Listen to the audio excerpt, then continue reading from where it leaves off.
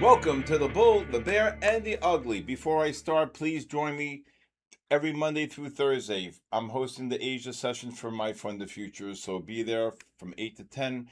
We also give away 10 rapid prop accounts, all right? So again, it's a great time. We cover NASDAQ futures, S&P futures, gold, and oil. Sometimes silver if it gets crazy, but really those four, all right?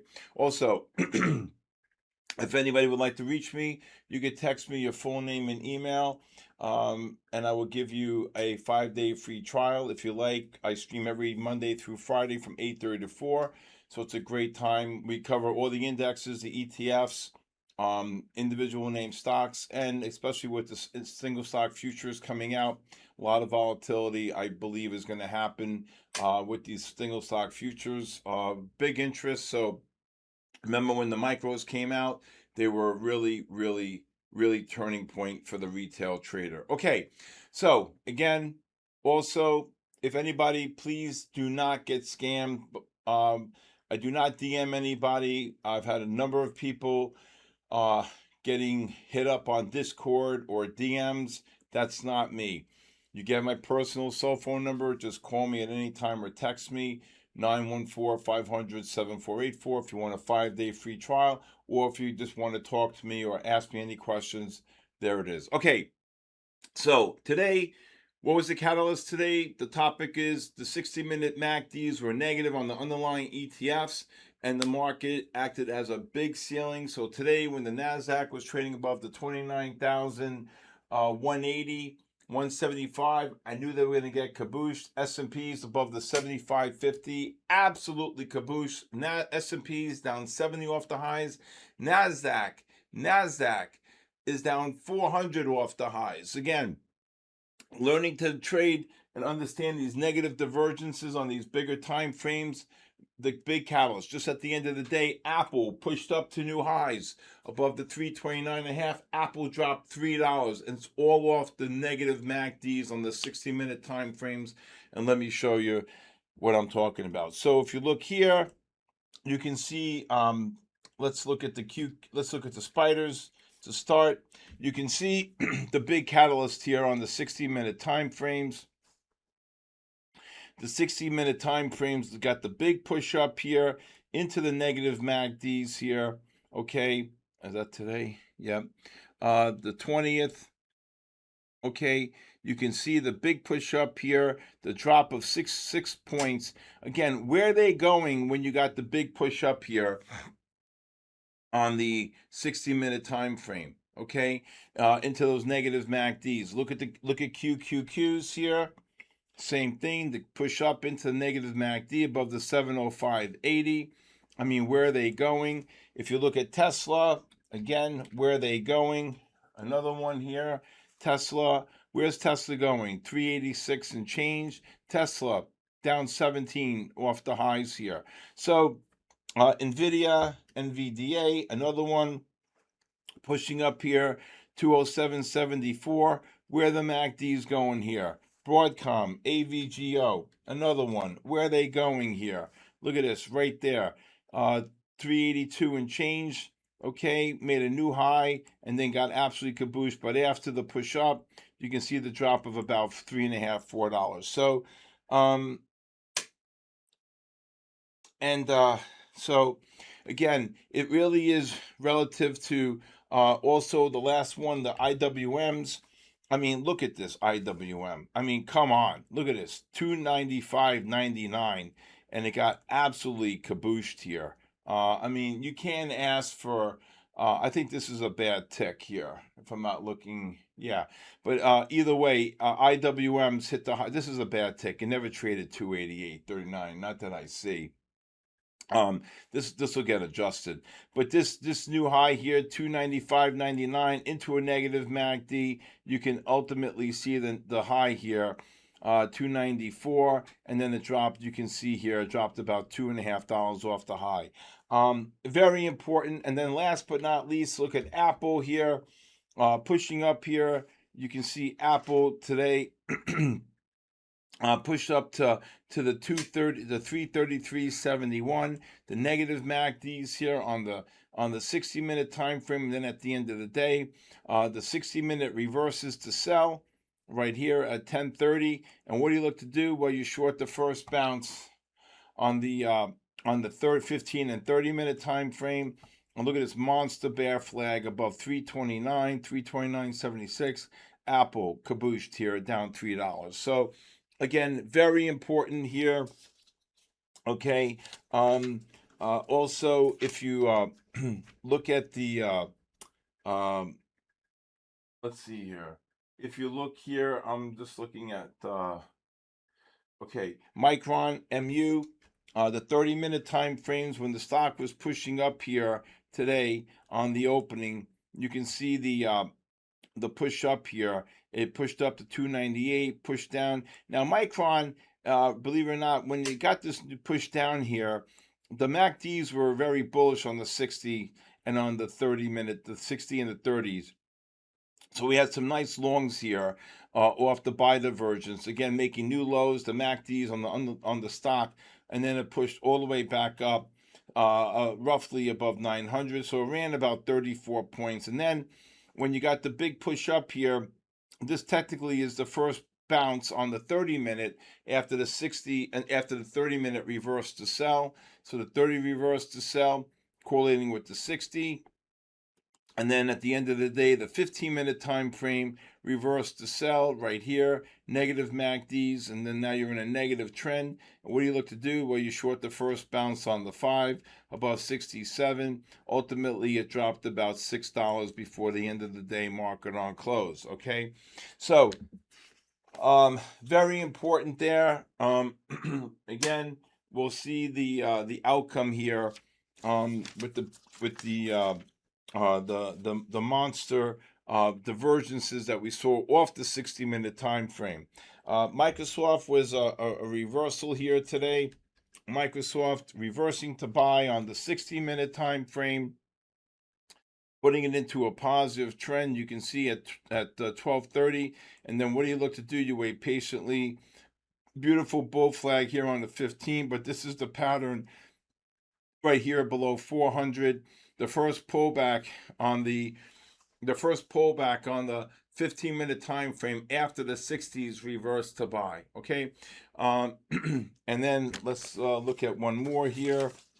Let me see here. Oh yeah, let's look at the QQQs here reversing. So I want to go over this really quickly. So the QQQs reversed to sell right here at 11 o'clock. And that put it into what's called a sell disconnect, because the 30-minute time frame is still bullish on the QQQs. However, let's go with the QQQs reversing to sell, going to a sell disconnect, and then you short the first bounce on the 15-minute time frame. Now, the underlying the continuous contract, believe it or not, was in a buy disconnect. Okay, was in a buy disconnect. So you have to decide, which way to play it. But since the QQQs reversed to sell on the 15 and it correlated, I knew this pattern. This was a great short on the 15-minute time frame right here. Also, if you look at the 5-minute time frame, you can see what I call as a double red short. The 5 now correlating with the 15 and the 60. Here's the first bounce here. Here's the second bounce. The first bounce is the 3. And here's the first bounce on the double red short, 701.44. And look at the drop there. Absolutely Picasso. 1, 2, 3, 4, 5, 6, 7 bars, 8 bars. You can see the drop of roughly about $4. So again, very important. When you see the spiders reversing to sell here, you can see the spiders reversing to sell. We're negative on the 30 and the 60. When the spiders reversed to sell right here, it correlated with its 30 and 60. What do you look to do? You short the first bounce on the 5-minute time frame. Right here is 747. Never look back. You can see the drop here, roughly about 35 points on the S&P, $3.50 on the spiders. So again, based upon the methodology that I created, this is how I'm able to identify which way the markets are going based upon the conditions, and then taking advantage of the sequences, what happens after things align. So again, Price leads, indicators lag. However, the indicators are improving to you, paint a picture, and I know exactly what to do based upon the math. Okay? All right. When I get back, I will tell you what I expect for tomorrow. So for tomorrow, big number 694.70. 694.70. We're roughly about 50 cents away after hours on the Qs. You take that out, we're going to have a sell reversal on the Qs on the 30-minute time frame. We're still in a negative trend right now on the Russell on the 60, 30, and 15. We're negative on the 15, 30, and 60 on the Spider. So it's just inevitable that the QQQs are going to reverse to sell here. Again, this is the time of the year, late July, August, September, where the markets are weakest, right? And then we should be looking for some type of a drop, and then look for a third, end of the third, early fourth quarter for a big rally into the end of the year. This is always a time seasonally where the markets are the weakest. So we could pull in, it could happen 300, 400 points on the S&P, which is very healthy.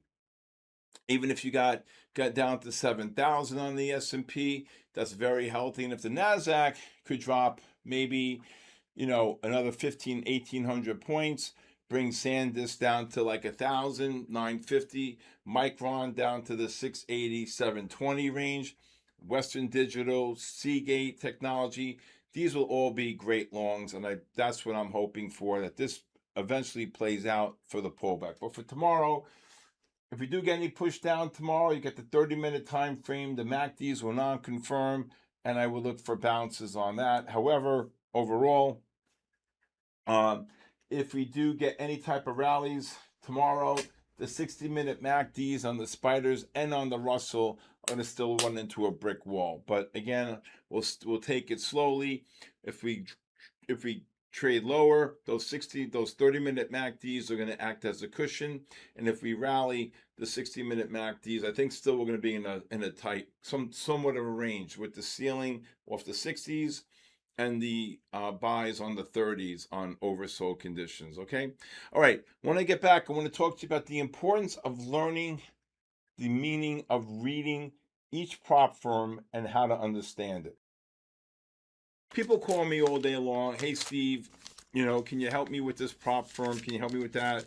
And I really don't know. I don't know every firm. It's not what I do. I trade live capital.